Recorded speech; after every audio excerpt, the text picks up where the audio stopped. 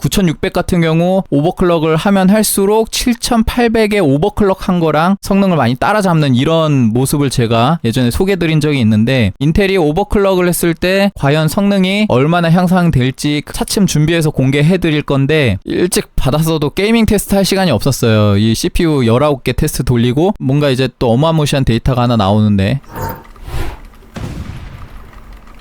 안녕하세요, 소울시커입니다. 자, 인텔 에로레이크 리플래시 리뷰 엠바고가 해제가 되면서 제 채널에 270K 플러스랑 250K 플러스 영상이 이제 연달아 올라갔을 건데요. 아직 안 보신 분 계시면은 먼저 보고 오시면 좋을 것 같고요. 이번 영상에서는 250K 플러스랑 270K 플러스를 종합해서 특징들을 잡고 이전 전작인 에로레이크 대비해서 어떤 차이점이 있는지를 한번 알아보는 시간을 가지도록 하겠습니다. 일단 제 채널의 재생 목록에 들어가시면 코어 울트라 200이라는 재생 목록이 있습니다. 여기 전체 목록 보시면은 예전에 에로레이크 엠바고 해제가 됐던 약 1년 전쯤에 여러모로 영상을 올린 게 있고, 요게 오버클럭 테스트나 뭐 이거저거 테스트를 많이 다뤄봤어요. 그래서 지금 보시면은 여기서 이 내용부터 해서 285, 그 다음에 245, 265, 그 다음에 메인보드 바꿔서도 이런 식으로 여러모로 테스트를 했었고, 이때 취합했던 자료를 지금 제가 다시 가져왔습니다. 지금 화면에 보시는 엑셀 내용들이 그때 취합했던 자료인데요. 이때 당시에 245, 265, 285 해서 총 10개의 CPU에 대해서 제가 테스트를 했었네요. 그리고 보드 교차로 테스트한 것도 있고요. 이렇게 사실 요거 말고도 여러 환경에서 더 테스트한 내용이 있는데 이번 영상에서 불필요해서 내용은 삭제시켰고, 좀 이번 내용에서 제가 얘기 드리고 싶은 거는, 제가 이전 영상에서도 요 영상 얘기를 했을 거예요. 이게 에로레이크가 엠바고가 해제됐을 때 제가 가장 먼저 봐야 되는 내용이라고 올렸던 영상인데, 250K 플러스랑 270K 플러스 영상에서도 이 영상을 한 번씩 소개하고 있어요. 이걸 한번 보고 그 다음에 제 270K 플러스랑 250K 플러스 영상을 보시면은 실질적인 인텔의 공식 스펙이 약간 다를 수 있다라는 부분을 여러분들이 인지를 하셨을 겁니다. 그거에 대해서 일단 정리를 좀 해봤는데, 자, 245K랑 265K, 285K에 대해서 보시면은 하늘색으로 표기가 된 게 공식 스펙입니다. 그래서 285 같은 경우 TVB 터보 벨로시티 부스트라 그래서 최대 클럭이 57배수, 그 다음에 P코어 최대 클럭이 55, 그 다음에 E코어가 46배수라고 명시가 되고 있어요. 그렇지만 실질적으로 동작을 시켰을 때 얘는 의미가 없는 클럭이고, P코어 올코어 부스트 상태에서 55배수가 아니라 54배수가 돌아간다고 제가 누누이 계속 얘기하고 있습니다. 그 다음에 265K 같은 경우도 54배수로 공시를 하고 있지만 실질적으로는 200클럭이나 떨어지는 52배수로 동작하고요. 245K 같은 경우도 52배수로 공시를 하고 있고, 이 TVB 클럭이 적용이 안 되는 것처럼 둘 다 52배수로 공시를 하고 있지만 실질적으로 메인보드 바이오스에서 확인했을 때 이 TVB 옵션이 52배수로 2개 스레드 이하에서 걸려있고, 그리고 P코어 올코어 부스트에서는 50배수밖에 안 나온다, 200클럭이 떨어져서 돌아간다라고 제가 에로레이크 때 당시 영상에서 설명했던 내용이고, 그 내용을 기반으로 제가 250K랑 270K를 다시 한번 비교해서 설명해 드렸는데, 270K 같은 경우 공시 스펙이 2개 스레드 이하에서 55배수, P코어 올코어 부스트에서 54배수인데 요거는 구라를 안 깠어요. 똑같이 54배수로 동작을 합니다. 그래서 270K 같은 경우는 공시 스펙하고 동일하게 동작하고 있고, 근데 250K 같은 경우 공시 스펙이 53배수로 공시가 되어 있습니다. TVB가 따로 없는 것처럼 53배수로 통일해서 공시를 하고 있고, 근데 실질적으로 돌려보면 2개 스레드 이하에서 53배수로 동작하게끔 바이오스에서 설정되어 있고, P코어 올코어 부스트 상태에서는 53배수가 아니라 51배수로 동작합니다. 그래서 245K랑 250K가 공시 스펙상 TVB 부스트가 없는 것처럼 나오지만 실질적으로 TVB 부스트가 있고요. 근데 그거는 유명무실하고, P코어 부스트는 공시 스펙보다 무려 200클럭이나 낮게 동작을 한다라고 제가 이전에 올렸던 영상에서 설명하고 있습니다. E코어는 공시 스펙하고 동일하게 동작하고 있고요. 그 다음에 270K 플러스만 E코어가 47배수로 동작하고 있습니다. 그래서 실질적인 성능으로 보면은 이 TVB라는 게 의미가 별로 없기 때문에 270K랑 280K랑 코어 숫자가 동일한데 심지어 두 개가 54배수로 동일하게 부스트 되고 있다. 그래서 심지어 270K는 E코어가 47배수로 동작하기 때문에, 물론 인텔 디폴트 세팅 상태에서는 편차가 그렇게 크지 않을 수 있지만 인텔 디폴트 세팅을 끄게 되면은 270K가 사실상 285K보다 더 성능이 좋은 그런 역설적인 지금 상황에 놓여집니다. 그 다음에 250K 같은 경우는 이전 영상에서도 설명했지만 245K급의 P코어와 그 다음에 265K급의 E코어를 이렇게 가지고 있는 짬뽕된 성능을 가지고 나왔고, E코어 V코어 개수가 4개가 증가됐기 때문에 245K보다는 265K에 좀 더 가까운 성능을 가지고 있다라고 이렇게 인지를 하시면 됩니다. 그래서 이번에 250K는 245K급의 가격으로 나왔지만 265K에 좀 더 가까운 성능이고 270K 같은 경우는 265K의 가격이 나왔지만 285K랑 비슷한 성능을 가지고 있습니다. 그래서 작업 목적으로는 굉장히 가성비로 판단되고요. 그 다음에 게이밍 목적에서도 전작 대비 D2D 클럭이 지금 900클럭이나 상승했어요. 에로우레이크에서는 D2D가 21배수로 동작하지만 250K랑 270K에서는 30배수로 동작합니다. NGU 클럭도 245K, 265K, 285K에서 26배수로 동작하는데 250K랑 270K 같은 경우는 메인보드마다 지금 편차가 조금 있는 걸로 확인을 했어요. 그래서 26배수로 동작하는 메인보드도 있고 30배수로 동작하는 메인보드도 있고 32배수로 동작하는 경우도 있습니다. 그래서 이거는 메인보드 혹은 바이오스 버전에 따라서 약간 편차가 있는 걸로 보여지고요. 그 다음에 캐시 배수, 링 배수라고 하죠. 캐시 배수 같은 경우는 이것도 메인보드마다 약간의 편차가 있지만 245, 265, 285K 같은 경우 38배수, 39배수 정도로 동작을 하는데 250K나 270K 같은 경우는 40배수 또는 41배수 정도로 동작하는 걸로 확인이 됩니다. 그래서 실질적으로 D2D 클럭의 병목을 많이 해소했기 때문에 게이밍 성능에서 약간의 성능 향상이 있는 편이고 그 정도의 성능 향상이 발생을 하면서 이제 라이젠의 X3D 제품이 아닌 제품들하고 이제 게이밍 성능을 겨룰 수 있게 됐어요. 근데 X3D 제품 같은 경우 제가 예전에 이거 보신 적 있으실지 모르겠지만 9600X를 오버클럭해서 7800 X3D 오버클럭 한 거랑 성능 비교를 한 영상이 있습니다. 그래서 9600 같은 경우 오버클럭을 하면 할수록 7800에 오버클럭 한 거랑 성능을 많이 따라잡는 이런 모습을 제가 예전에 소개드린 적이 있는데 자 여러분들 리뷰 엠바고가 지금 풀려서 아마 게이밍 성능 공개를 한 쪽이 많이 있을 텐데 이제 요 9600X랑 이번 에로우레이크 리플래시랑 성능 비교를 하는 데가 많이 있을 거예요. 그 성능을 한번 보시고 그러면 인텔이 오버클럭을 했을 때 과연 성능이 얼마나 향상될지 그거를 한번 고민해 보시면 좋을 것 같습니다. 차츰 준비해서 공개해 드릴 건데 어쨌든 기대해 볼만 하지 않을까라는 생각은 하고 있습니다. 그리고 제가 이전 영상에서도 얘기했지만 이런 에로우레이크 리플래시가 오버클럭 마진이 굉장히 좋은 편이다 라고 얘기를 했어요. 그래서 그것까지 같이 살펴보면은 제가 에로우레이크 때 영상 만들면서 썼던 자료입니다. 그때 10개 CPU에 대해서 이렇게 테스트를 했었고 교차 테스트한 데이터가 추가적으로 몇 개 더 있는데 그거는 이번 영상에서 필요가 없어서 다 삭제를 했고 보기 좋게 요것만 남겼는데 지금 보시면은 1.3V 이내 1.3V 정도라고 하면은 그냥 순정 전압 기준 정도로 보시면 돼요. 그래서 순정 전압이 보통 1.25V에서 1.3V 정도로 동작을 하는데 그 전압 이내에서 피코 오버클럭이 들어간 거 보면은 대략적으로 265K까지는 54배수, 55배수 도달이 가능했고요. 그 다음에 245K가 지금 보시면은 52라고 밖에 안 적혀 있는데 이게 버그가 있어서 그럽니다. 버그가 TVB 맥스 클럭 이상 클럭이 안 들어가는 버그가 있었어요. 그래서 보시다시피 전압을 굉장히 낮게 줬죠. 전압을 더 주면서 클럭을 더 높일 수 있었을 건데 바이오스 소프트웨어적으로 문제가 있어서 못 올렸던 겁니다. 그래서 265K나 285K 같은 경우 54, 55배수에 도달 가능하죠. 이걸 보면은 에로우레이크가 대체적으로 P코어가 54배수, 55배수에 도달 가능한 걸로 보이고 그 다음에 E코어 같은 경우는 베이스 46배수지만 47배수에서 맥스 50배수까지 이렇게 들어갈 수 있는 걸로 보여집니다. 그래서 요거를 에로우레이크 리플래시랑 약간 비교를 해보면 뭐 대략적으로 270K랑 250K가 19개 정도 되고요. 그거 테스트한 데이터를 보면은 일단 P코어를 보면은 안 들어가는 경우 54배수가 하나 있지만 웬만하면 55배수나 56배수 많게는 57배수까지도 도달이 가능한 걸로 보여집니다. 그 다음에 E코어 같은 경우는 안 들어가는 경우에 49배수부터 시작을 하지만 잘 들어가는 경우에 51배수도 있어요. 그래서 지금 요 E코어 같은 경우도 49배수에서 51배수 정도 도달이 가능하다. 참고로 제가 지금 보여드리고 있는 테스트 데이터는 인풋 DLVR V코어 전압 기준입니다. 그게 무슨 소리냐면 E코어 전압을 추가적으로 줄 수 있는 메인보드들이 있는데 일단 제가 테스트한 기가바이트 보드, 에즈락 보드에서 이 E코어 개별 전압 주는 게 적용이 안 돼 있습니다. 그래서 MSI나 ASUS 보드 쓰시는 분들은 E코어 전압을 따로 줄 수가 있는데 그 경우에는 E코어를 요거보다 더 높게 올릴 수가 있어요. 근데 E코어 전압을 따로 주지 않는 경우에 그냥 인풋 전압 기준으로 주게 되면 E코어가 순정 전압에서 들어갔구나 라고 이해를 하시면 됩니다. 그래서 E코어가 순정 전압 상태에서 46, 47배수가 베이스지만 49에서 51배수까지 이런 식으로 부스트 될 수 있었다 라고 보시면 됩니다. 그 다음에 에로우레이크에서는 사실 제가 링 캐시 배수, D2D 배수, 그 다음에 NGU 배수를 디테일하게 오버클럭 해보진 않았어요. 제가 맥스 어느 정도 들어가는지 정도만 기억합니다. 왜냐면 그때 당시에는 그걸 건드리는 게 별로 의미가 없었거든요. 워낙에 게이밍 성능이 안 나와서. 근데 그 이후에 패치가 몇 번 되면서 이제 게이밍 성능이 향상되면서 인텔이 인텔 200S라는 옵션을 제공을 했죠. 그 인텔 200S라는 옵션이 이 D2D 클럭을 향상시키는 기능이 주요로 작용되고 있는 옵션입니다. 그래서 그걸 적용하게 되면 D2D 클럭이 상당히 향상돼서 동작을 하는데, 그래서 요걸로 볼게요. 에로우레이크를 오버클럭 했을 때는 피코 배수가 54 내지 55배수, 그 다음에 2코어가 47배수 내지 50배수인데, 에로우레이크 리플래시 오버클럭 같은 경우는 피코 54배수에서 57배수, 그 다음에 아까 배수 들어간 거 보시면 54배수가 19개 중에 단 하나밖에 없습니다. 나머지는 전부 다 55, 56배수는 들어갔고요. 그 다음에 2코어 같은 경우는 49에서 51배수에 도달 가능했습니다. 근데 51배수 도달한 게 단 한 개밖에 없었기 때문에 대략적으로 맥스로 보게 되면 에로우레이크도 50배수 정도가 맥스고, 에로우레이크 리플래시도 50배수 정도가 맥스다 정도로 보시면 되고, 그 다음에 에로우레이크 리플래시 피코어는 54 또는 57 들어가는 게 많이 없었고, 보통 55 내지 56에 분포돼 있었죠. 그런 걸로 보면은 대략적으로 에로우레이크 오버클럭 한 거랑 비교를 했을 때 에로우레이크 오버클럭 같은 경우는 285K 같은 경우 55에 많이 도달했고 265K가 54에 포진돼 있습니다. 그래서 285K 기준으로 보면은 55배수 정도인데, 그걸 기준으로 봤을 때 이 에로우레이크 리플래시 피코 공정 수율이 굉장히 많이 개선된 걸로 보여요. 250K나 270K 둘 다 대략적으로 55 내지 56배수에 도달이 가능하기 때문에 결국 에로우레이크 리플래시는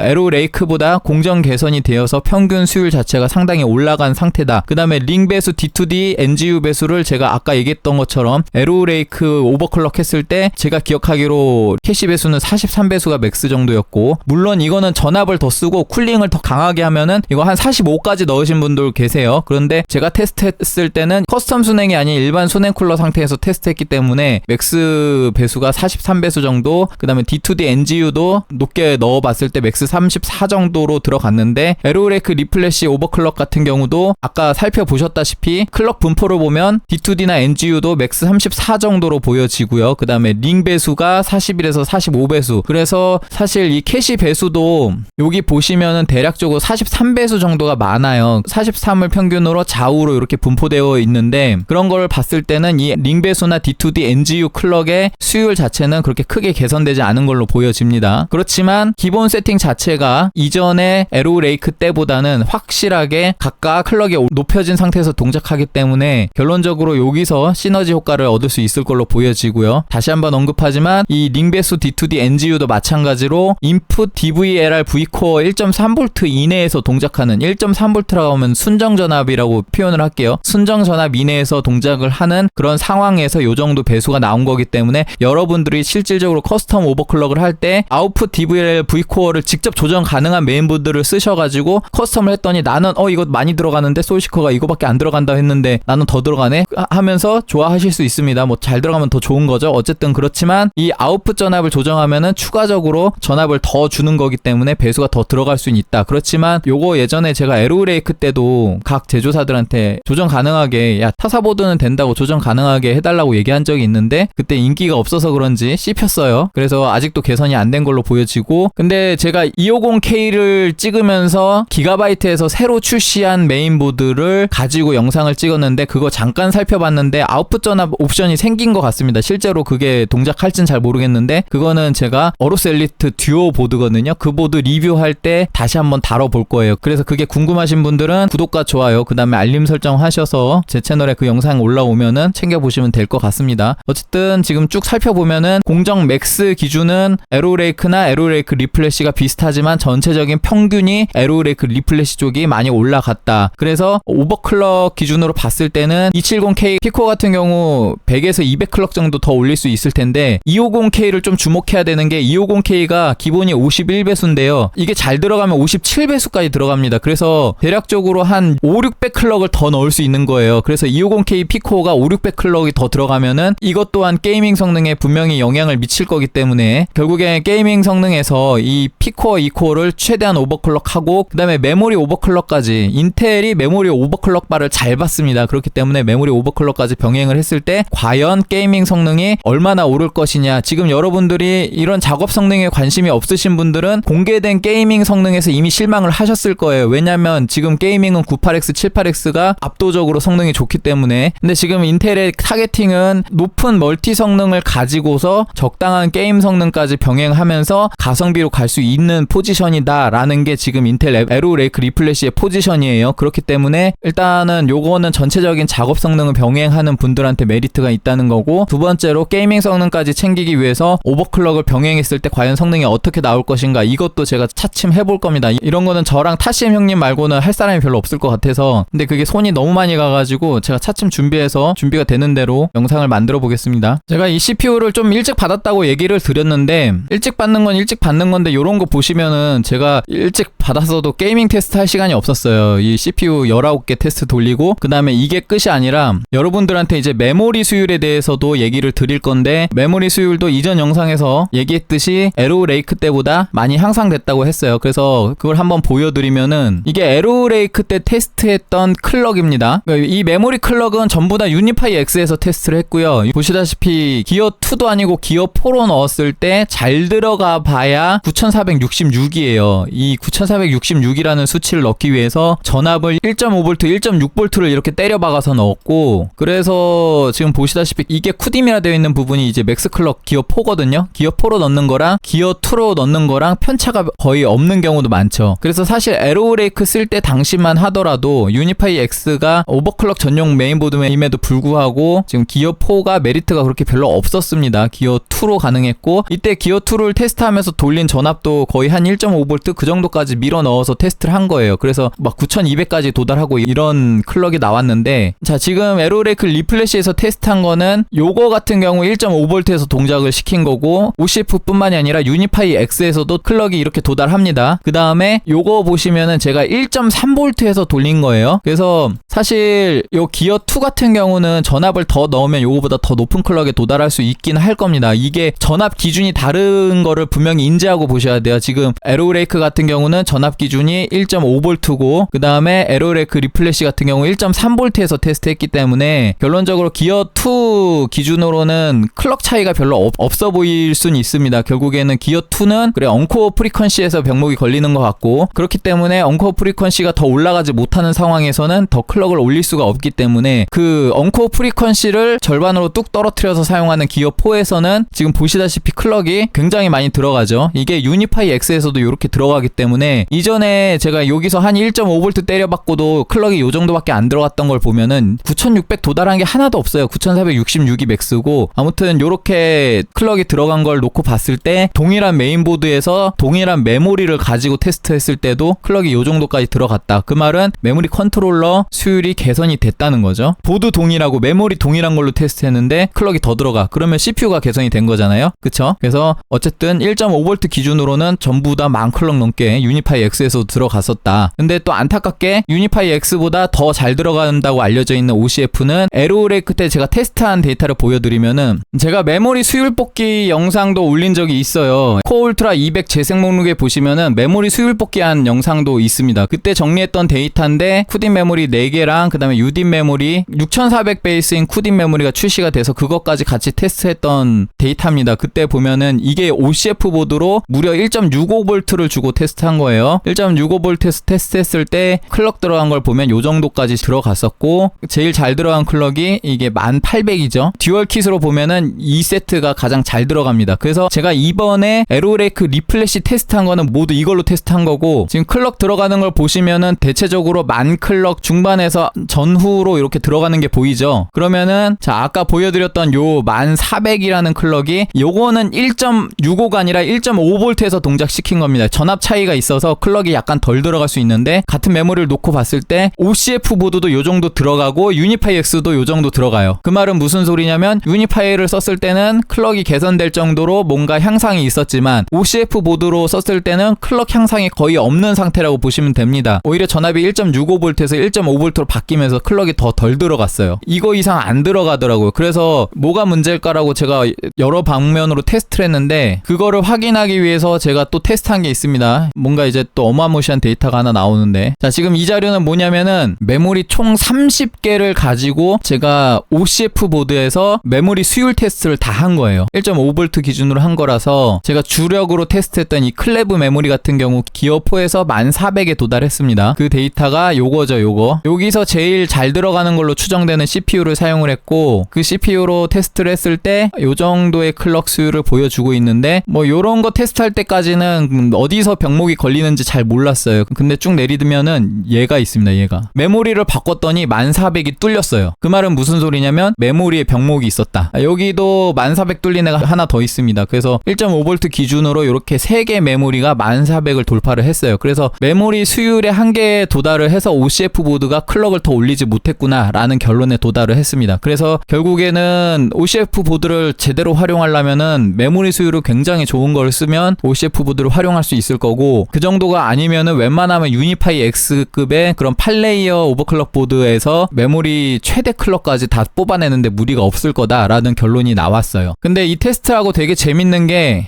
요런 거가 있더라고. 요런 애들 기어 4가 오히려 기어 2보다 더 안 들어가요. 얘네들 보면은 기어 2는 9000까지 이렇게 들어가는데 보면 기어 4가 막 8000대 안 들어가는 경우 7833도 있습니다. 이거 계속 클럭 낮춰서 테스트하는데 부팅이 안 되는 거예요. 이거 진짜 테스트하는데 고생했는데, 요런 애들이 있는데 이것도 보시면은 이 팅그룹 메모리 7200, 7600 이런 애들은 무조건적으로 하이닉스 A다이밖에 안 되는 스펙이거든요. 근데 하이닉스 A다이로 알려져 있는 메모리를 가지고 테스트했을 때 요 정도 클럭이 나왔습니다. 그러면은 편차가 엄청나게 커요. 얘네들 보면은 얘네들하고 요 밑에 있는 얘네들하고 편차가 엄청 큰데, 이런 애들의 공통적인 특징이 좀 오래된 메모리예요. 메모리가 좀 오래됐어요. 그래서 제가 추정하기로는 하이닉스 A다이에서도 뭔가 예전에 출시된 거랑 최근에 출시된 게 뭔가 수율 개선이 또 있지 않았나. 그 마이크론도 그런 게 있었거든요. 마이크론 5600 베이스인 2세대 메모리가, 마이크론 크루셜 메모리는 그렇게 오버클럭이 잘 안 들어갔는데 마이크론 크루셜 프로 메모리가 나오면서 걔가 또 수율이 많이 개선됐단 말입니다. 잘 들어갈 경우에 8000까지도 들어가요. 그런 것처럼 하이닉스도 같은 A다이지만 뭔가 수율 개선이 돼서 뭐 하이닉스 M다이가 하이닉스 1세대, 하이닉스 A다이가 하이닉스 2세대라고 치면은 뭔가 하이닉스 2.5세대 정도의 무언가가 나오지 않았나라는 생각이 듭니다. 그래서 보시면은 요 16기가 모듈들이 출시된 지 좀 오래된 메모리들이긴 한데, 이후에 24기가 모듈이 출시가 됐잖아요. 그래서 24기가 모듈은 M다임에도 불구하고 16기가짜리의 A다이급에 준하는 클럭이 나온다라고 제가 얘기 드렸었는데, 보시면은 대체로 24기가짜리가 지금 클럭이 잘 들어갑니다. 지금 보시다시피. 물론 걔 중에도 안 들어가는 애가 있어서, 심지어 얘 쿠딤 메모리야. 쿠딤 메모리. 와, 쿠딤 8800짜리거든요. 여러분들 보시면 아시겠지만 쿠딤이라고 잘 들어가는 게 아닙니다. 그런 것 같아요. 쿠딤이라는 거는 CKD라는 거는 CKD를 장착했을 때 굉장히 뿔딱을 어느 정도 수준의 클럭이 들어가게끔 만들어주는 그런 애가 아닌가 싶어요. CKD가 있다고 더 클럭이 잘 들어가는 게 아니라 그냥 메모리 구실 못하던 애를 메모리 구실 해주게 만드는 그런 애가 아닌가 싶습니다. 어쨌든 수율 좋은 UDIM을 쓰게 되면 UDIM만 가지고도 이런 식으로 클럭이 들어가더라. 그런 식으로 테스트를 했었고, 그 다음에 이런 식으로 클럭이 엄청 안 들어가는 애들이 있었는데, 이런 애들은 주요 특징이 또 있어요. 보면은 RCD가 잘 안 들어가요. 보통 클럭 테스트 할 때는 메모리 타이밍을 많이 풀어서 이렇게 클럭을 올려보는데, 오히려 이런 식으로 기어4에서 클럭이 안 들어가던 이 친구들은 주요 특징이 RCD를 52 이상 이렇게 올리면은 갑자기 부팅이 안 돼요. 그래서 RCD가 52 이상 못 풀어가지고 클럭이 더 안 올라가는 게 아닌가, 그런 생각도 들었고, 다른 값들은 RCD의 RP가 뭐 60, 62 이 정도까지 풀어놓고 클럭을 올려본 거거든요. 근데 얘네는 RCD 값을 조이는 거는 수율이 딸려서 안 되고, 푸는 거는 뭔가 이상해서 안 되고 그랬습니다. 아무튼 그런 이상한 성질이 있는 메모리들이 있었는데 걔네가 한결같이 클럭이 안 들어가더라. 그래서 오늘 요렇게 메모리 수율 테스트 한 것까지 정보 공유해 드리면서 250K 플러스랑 270K 플러스의 이런 에로레이크 리플래시 오버클럭 특성까지 에로레이크랑 비교를 하면서 오늘 한번 설명해 봤습니다. 도움이 좀 되셨다면 구독과 좋아요, 하이프 부탁드리고 여기까지 하겠습니다. 시청해 주셔서 감사합니다. 구독과 좋아요